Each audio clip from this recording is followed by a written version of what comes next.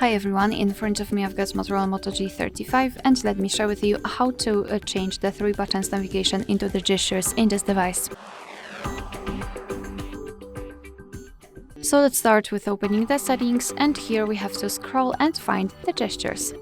Now let's tap on navigation mode at the top and enter the gestures. Before, you can also customize the 3 button navigation, however here we've got also only this option for the assistant. So now let's tap on gesture navigation, and instead of the 3 buttons we've got this line which is responsible for some gestures. You can again enter the gesture navigation options, so you can change the back sensitivity, for example, or the visibility of the bar. Alright, so in order to get back to the previous page, we have to swipe our finger from the side to the center, and if you can see this arrow, you can release the finger. The same situation from the right side. If you'd like to get back directly to the home page, swipe your finger from the bottom to the center of your device, and make sure that this motion is quick and short, something like that.